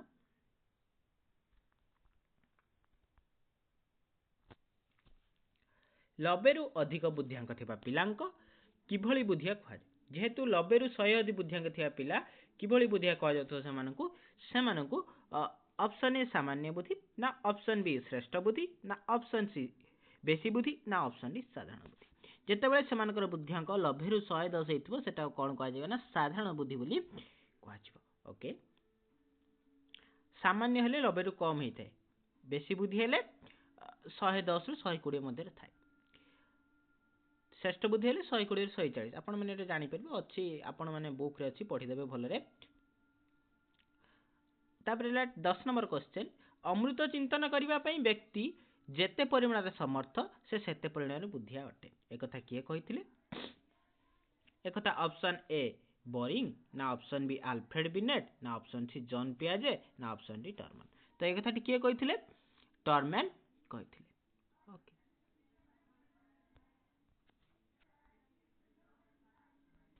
ଏକ ସାଧାରଣ ମାନକୀକୃତ ବୃଦ୍ଧି ପରୀକ୍ଷଣରେ ଯେଉଁ ଶିକ୍ଷାର୍ଥୀମାନଙ୍କର ବୁଦ୍ଧିଆଙ୍କ 137 କିମ୍ବା ତଠୁ ଉର୍ଦ୍ଧ୍ୱ ହୋଇଥାଏ ତାଙ୍କୁ କି ପ୍ରକାର ଶିକ୍ଷାର୍ଥୀ କୁହାଯାଏ? ତାଙ୍କୁ କି ପ୍ରକାର ଶିକ୍ଷାର୍ଥୀ? ସାଧାରଣ, ନା ମନ୍ଥର, ନା ପ୍ରତିଭାଶାଳୀ, ନା ଅନଗ୍ରସର। এই କ୍ୱେଶ୍ଚନକୁ ଆମେ ପୂର୍ବରେ ଆଲୋଚନା କରିକି ଆସିଲେ, ତ ଇଏ କରେକ୍ଟ ଆନ୍ସର କ'ଣ ହେବ ନା ପ୍ରତିଭାଶାଳୀ। ଯେତେବେଳେ ପ୍ରତିଭାଶାଳୀ ହେଇଥିବ ତାହେଲେ ସେ 140ରୁ ଅଧିକା ହେଇଥିବ। ଓକେ, ପରବର୍ତ୍ତୀ ପ୍ରଶ୍ନ, ଜଣେ ଲୋକର ପ୍ରକୃତ ବୟସ 50 ହେଲେ ତାର ବୁଦ୍ଧିଆଙ୍କ କେତେ? ଯଦି ଜଣେ ବ୍ୟକ୍ତିର ପ୍ରକୃତ ବୟସ 50 ହେଇଥିବ ତାହେଲେ ତାର ବୁଦ୍ଧିଆଙ୍କ କେତେ ହେଇଥିବ ନା ନିଶ୍ଚିତ ଭାବରେ କ'ଣ ହେଇଥିବ ନା 36 ହେଇଥିବ। ଓକେ, କେମିତି ଜାଣିବେ? ଯଦି ପ୍ରକୃତ ଲୋକର ପ୍ରକୃତ ବୟସ କେତେ ହେଇଥିବ 50, ତେବେ ତାର ବୁଦ୍ଧିଆଙ୍କ 36 କେମିତି? ତାହେଲେ ଏହାର ମଧ୍ୟ ଗୋଟେ ଫର୍ମୁଲା ଅଛି, ଫର୍ମୁଲାକୁ ମୁଁ ଡେସ୍କ୍ରିପ୍ସନରେ ଜଣେଇଦେବି ଗୋଟେ, ନହେଲେ ଆପଣମାନେ ଆମ ଟେଲିଗ୍ରାମ ଚ୍ୟାନେଲରେ ଜଏନ୍ କରିଦେବେ, ମୁଁ ସେଠି ଫଟୋ ଦେଇଦେବି କେମିତି କ'ଣ ବାହାରୁଛି 36 ବୋଲି। ଓକେ, ପରବର୍ତ୍ତୀ ପ୍ରଶ୍ନ, ପ୍ରତିଭାଶାଳୀ ଶିକ୍ଷାର୍ଥୀର ବୁଦ୍ଧିଆଙ୍କ ପ୍ରାୟ କେତେ? 100ରୁ ଅଧିକା, ନା 90ରୁ ଅଧିକ, ନା 120ରୁ ଅଧିକ, ନା 130ରୁ ଅଧିକ? ପ୍ରତିଭାଶାଳୀ ଶିକ୍ଷାର୍ଥୀ ହେଇଥିବ ମାନେ ସେମାନଙ୍କର ବୁଦ୍ଧିଆଙ୍କ କେତେ ହେଇଥିବ ନା 130ରୁ ଅଧିକ ନିଶ୍ଚିତ ଭାବରେ ହୋଇଥିବ। ସମସ୍ତ ଶିକ୍ଷାର୍ଥୀମାନଙ୍କ ମଧ୍ୟରୁ କେତେ ଶତକଡ଼ା ପ୍ରତିଭାଶାଳୀ ଶିକ୍ଷାର୍ଥୀ ଥାନ୍ତି? ଶତକଡ଼ା 2ରୁ 3, ନା ଶତକଡ଼ା 3ରୁ 5, ନା ଶତକଡ଼ା 5ରୁ 6, ନା ଶତକଡ଼ା 5ରୁ 7? ତ କରେକ୍ଟ ଆନ୍ସର କ'ଣ ହେବ ନା ଶତକଡ଼ା 3ରୁ 5 ଥାନ୍ତି ନା କ'ଣ ଆମର ପ୍ରତିଭାଶାଳୀ ଶିକ୍ଷାର୍ଥୀ ଥାନ୍ତି। ପରବର୍ତ୍ତୀ ପ୍ରଶ୍ନ ଦେଖିବା,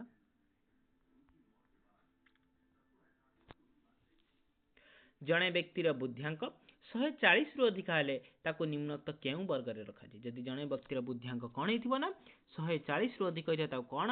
ବେଶୀ ବୁଦ୍ଧି, ନା ଅସାଧାରଣ ବୁଦ୍ଧି, ନା ଶ୍ରେଷ୍ଠ ବୁଦ୍ଧି, ନା ସାମାନ୍ୟ ବୁଦ୍ଧି? ତ କରେକ୍ଟ ଆନ୍ସର କ'ଣ ହେବ? ଅସାଧାରଣ ବୁଦ୍ଧି ବୋଲି ତାକୁ ଆମେ ଧରିବା। ଯେଉଁ ପିଲାମାନଙ୍କର ଶୈକ୍ଷିକ ଉପଲବ୍ଧିର ସ୍ତର ସେମାନଙ୍କ ସ୍ୱାଭାବିକ କ୍ଷମତା ଅନୁପାତରେ କମ୍ ସେମାନଙ୍କୁ ଅନଗ୍ରସର ଶିକ୍ଷାର୍ଥୀ କୁହାଯାଇପାରେ। ଏହି ମତ କିଏ ଦେଇଥିଲେ? ଅପସନ୍ ଏ ସ୍କନେଲ, option B Burt, option C ବାଣ୍ଟ ହଲ୍, ଅପସନ୍ ଡି ବିନେଟ୍। ତ ଏହି ମତ କିଏ ଦେଇଥିଲେ? ଏହି ମତ ଦେଇଥିଲେ ବାଣ୍ଟ ହଲ୍। ଏହି ମତ ଦେଇଥିଲେ କ'ଣ ଦେଇଥିଲେ କି ଯେଉଁ ପିଲାମାନଙ୍କର ଶୈକ୍ଷିକ ଉପଲବ୍ଧିର ସେମାନଙ୍କର ସ୍ୱାଭାବିକ କ୍ଷମତା ଅନୁପାତରେ କମ୍। ଓକେ, এই কথাটি ଅନଗ୍ରସର ଶିକ୍ଷାର୍ଥୀ ସେମାନଙ୍କୁ କୁହାଯାଏ। ଏ କଥାଟି କିଏ କହିଥିଲେ? ବାଣ୍ଟ ହଲ୍ କହିଥିଲେ। ଓକେ,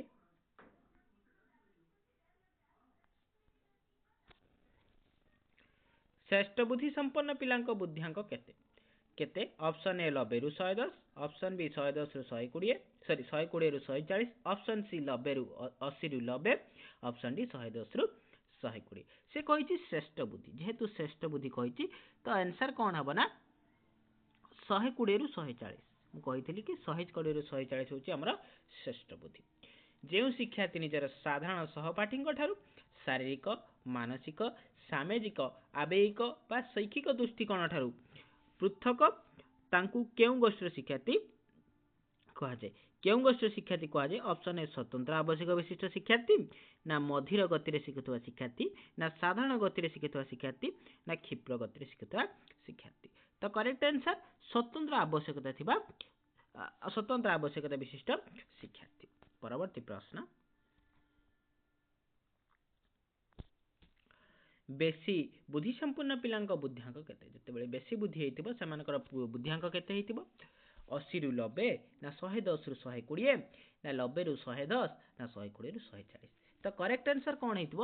ନିଶ୍ଚିତ ଭାବରେ କ'ଣ ହେଇଥିବ? ଯେହେତୁ ବେଶୀ ବୁଦ୍ଧି ସମ୍ପୂର୍ଣ୍ଣ ପିଲାଟିର निश्चित भाव तार बुद्धिआंक केते हितबो ना 110 रु 120 साधारण बुद्धि हेतले 90 रु 110 आपण माने जानिचंती कि साधारण बुद्धि हेले ओके साधारण बुद्धि हेले 90 रु 110 ओके जदि बेसी बुद्धि हेला ताहाले निहाती भाबरे 110 रु 120 श्रेष्ठ बुद्धि हेले 120 रु 140 आउ मंथर गतिर हेले से कोन 80 रु कोन 90 ओके निम्नोक्त मध्यरु केउटी प्रतिभाशाली शिक्षार्थी क्षमता अटे प्रतिभाशाली शिक्षार्थी क्षमता कोटा विचारधारा को अधिक प्रयोग ना लक्ष्य भित्तिक आचरण प्रदर्शन करिवे ना विश्लेषण दक्षता प्रदर्शन ना उपरोक्त समस्त जेतेबेले शिक्षार्थी कौन हेतिबो ना निश्चित भाव में प्रतिभाशाली हेतिबो माने तार विचारधारा अधिक से प्रयोग करूथबो ओके लक्ष्य भित्तिक आचरण मध्य से करूथबो एवं तार विश्लेषण दक्षता थिबो प्रत्येक विषय से विश्लेषण करिकि उपयुक्त उत्तर रे पहुंचुथिबो त करेक्ट आंसर एठी हबो उपरोक्त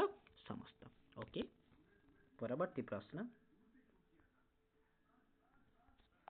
बेसी बुद्धि संपूर्ण पिलांक बुद्धिआंक केते बेसी बुद्धि संपूर्ण बुद्धिंक पिलांक सॉरी बेसी बुद्धि संपूर्ण पिलांक बुद्धिआंक केते साधारणतः केते हेइथाय ना 110 रु 120 हेइथाय ओके कहलर केउ मतवाद उपस्थापन करिथिले केउ मतवाद अंतर्दृष्टि ना प्रदत्तन प्रमाद ना सापेक्ष प्रतिबद्ध ना अनुबंध कहलर कोन करिथिले कहलर प्रदत्तन प्रमाद सॉरी कहलर कोच सॉरी अंतर्दृष्टि मतवाद उपस्थापन करिथिले ओके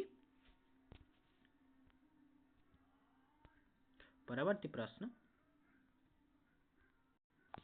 सामान्य बुद्धि संपूर्ण पिलांक बुद्धिआंक केते सामान्य बुद्धि संपूर्ण पिलांक बुद्धिआंक केते 90 रु 110 ना 110 रु 120 ना 80 रु 90 ना 120 रु 140 आपण माने जानचंती कि जेते मु कहिली 90 रु 110 हेले हेटा कोन साधारण 110 रु 120 बेसी आ ये कोन 120 रु 140 रे कोन केउ बुद्धिआंक को आजिबो 120 रु 140 हेले कोन ना ताको श्रेष्ठ बुद्धि बोली कहजिबो किंतु जेतेबे एठी कहिछि 90 रु 110 हबो ताने एटा कोन हबो ना सामान्य बुद्धि संपन्न बुझि पाले तो करेक्ट आंसर ऑप्शन सी सामान्य बुद्धि संपन्न होछि 80 रु 90 निम्नोक्त केउ पद्धति को मार्लियान प्रतिभाशाली शिक्षार्थी मान को चिन्हट करिया पई सुपारिश करिथिले केउ पद्धति व्यक्तिगत बुद्धि परीक्षण ना दलीय बुद्धि परीक्षण ना शिक्षक पर्यवेक्षण ना उपरोक्त समस्त तो ये जो मार्लियान प्रतिभाशाली शिक्षार्थी मान को चिन्हट करिया पई किछि सुपारिश करिथिले किछि पद्धति से पद्धति भितर कोन रहउछि ना एई व्यक्तिगत बुद्धि परीक्षण मध्य रहउछि ओके आउ दलीय बुद्धि परीक्षण शिक्षक पर्यवेक्षण तो करेक्ट आंसर उपरोक्त समस्त परवर्ती प्रश्न गोटे व्यक्तिर बुद्धिआंकर परिमाण 90 रु 110 हेले ताको किबळी बुद्धिआ कहजिबो साधारण बुद्धि ना असाधारण बुद्धि ना साधारण बुद्धि ना बेसी बुद्धि देखंतु एटी दुईटा आंसर देछि करेक्ट हबो तेला प्रथम आंसर एठी साधारण बुद्धि देछि ये भी करेक्ट अछि ये भी करेक्ट अछि ओके श्रेष्ठ बुद्धि संपन्न पिलांक बुद्धिआंक केते श्रेष्ठ बुद्धि संपन्न पिलांक बुद्धिआंक केते 140 रु अधिक ना 120 रु 140 ना 110 रु 120 ना 90 रु 110 तो करेक्ट आंसर कोन हबो 120 रु 140 होछि श्रेष्ठ परवर्ती प्रश्न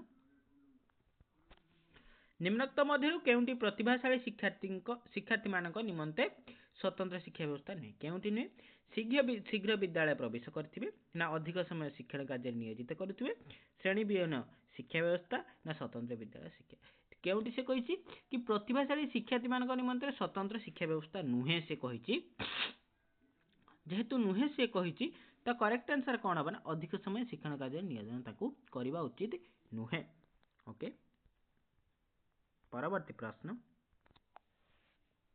असाधारण बुद्धि संपूर्ण पिलांक बुद्धिआंक केते केते हिता ना बुद्धिआंक से कहिछि कि 120 रु 140 ना 140 रु अधिक ना 110 रु 120 ना 90 रु 110 जेहेतु असाधारण पिलांक बुद्धिआंक कहिछि तो एटा आपण माने भलो भाबरे जानिछन्ती 140 रु अधिक हेले सेटा कोन असाधारण पिलांक बुद्धिआंक बोली कहा जायते प्रतिभाशाली शिक्षार्थी मानकर बुद्धिआंक केते प्रतिभाशाली विद्यार्थी मानक बुद्धिआंक केते हेता है ना निश्चित भाव में 130 रु अधिक हेता ओके परवर्ती प्रश्न शिक्षण अपारक शिक्षार्थी माने 6 को पढ़ंती 7 भाबे ना 9 भाबे ना 2 भाबे ना 5 भाबे जे माने शिक्षण अपारक शिक्षार्थी निहाती से माने कोन को 6 को 9 भाबे पढ़िबे 6 को 7 भाबे तो पढ़िबेनी कोन 6 को उल्टा भाबी दियंती कि 6 टा एमिति लिखा हिताए कि 9टा एमती लिखाई थाए तो से जापारती कौटा 6 कौटा 9 ओके यहाँ हूँ शिक्षण अपारक शिक्षार्थी मानकर गोटे 6 को 9 भाव में पढ़ी था निम्नोक्त मध्य केउंटी दुष्टि दोषयुक्त शिक्षार्थी लक्षण अटे केउंटी दुष्टि दोषयुक्त शिक्षार्थी लक्षण अटे से कहला ऑप्शन ए अधिकांश समय आखि मलिबा ऑप्शन बी आखि अधिकांश समय लाल देखा जाए पानी बहे ऑप्शन सी घन घन आखि पता बुझंती खोलती उपरोक्त 3टी जाक तो करेक्ट आंसर ठीक अच्छी उपरोक्त 3टी जाक ही हेबो कहीं ये भी करिथांती ये भी करिथांती ये भी करिथांती ओके परवर्ती प्रश्न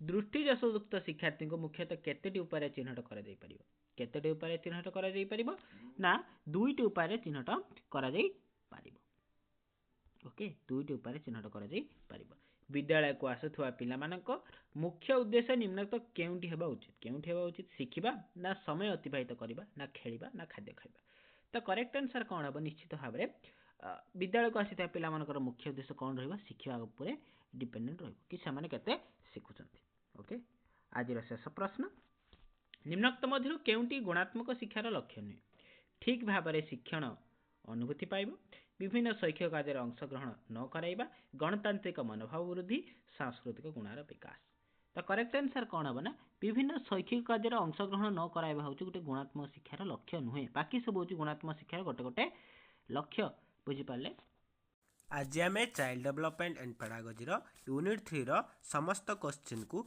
आलोचना करदेले आशा करुच्ची भिडटी आपण मानक भल लगी निश्चित भाव में आम चैनल को लाइक शेयर एवं सब्सक्राइब करदे पाखरे थिबा बेल आइकन क्लिक करदे जहाद्वारा कि आमर प्रथम वीडियो नोटिफिकेशन आपण पाखरे पहुंच जाइथिबो। धन्यवाद।